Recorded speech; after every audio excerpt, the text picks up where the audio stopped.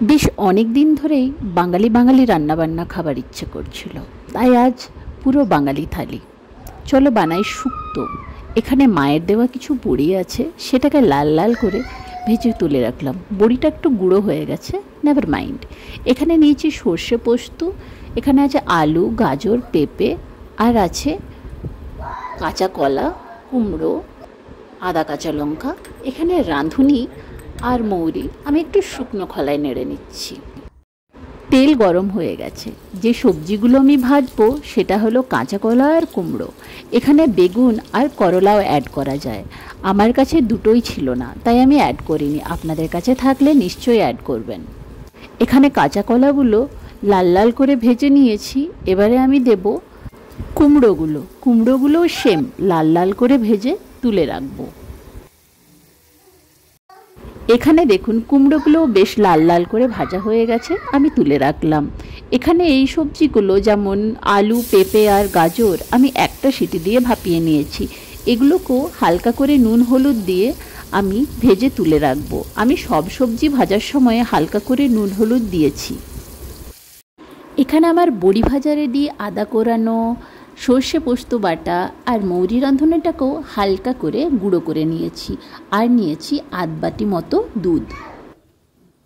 মানে দেখুন এই সবজিগুলো বেশ লাল লাল করে ভাজা হয়ে গেছে। এবার আমি এগুলো তুলে সাইডে সরিয়ে রাখলাম। ফোড়নে দিলাম শুকনো লঙ্কা আর তেজপাতা, সাথে দিয়ে দিলাম কোরানো আদাটা। আপনাদের যদি ভিডিওগুলো ভালো লাগে তাহলে please do like, subscribe and comment to my channel. আমি ভীষণ অপেক্ষা করি আপনাদের কমেন্ট, লাইকসের জন্য। এখানে আমি দিয়ে দিলাম পরিমাণ মতো হলুদ। হলুদটা অপশনাল, অনেকে শুক্তো সাদাও পছন্দ করে, বাট আমি খুব একটা না, তাই আমি হলুদ দিলাম।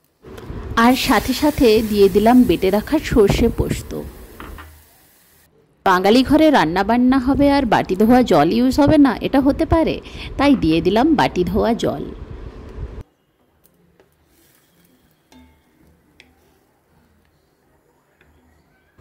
এখানে এবারে আমি অ্যাড করে দেবো সমস্ত ভেজে রাখা সবজিগুলো, আর আমি খানিকক্ষণ এটাকে ফুটতে দেবো।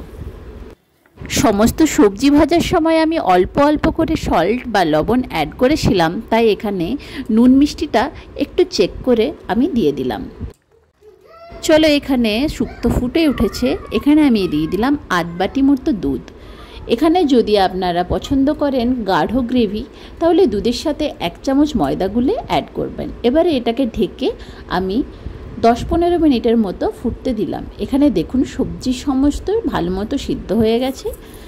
লাস্টলি আমি অ্যাড করলাম বড়ি আর ভেজে রাখার রাঁধুনি আর মৌরির গুঁড়ো। আমি ঘি খাই না, তাই ঘি অ্যাড করলাম না। আপনারা অবশ্যই ওপর থেকে একটুখানি গায়া ঘি অ্যাড করবেন। চলো আমার শুক্তো রেডি হয়ে গেছে। আশা করি ভিডিওটা আপনাদের ভালো লেগেছে।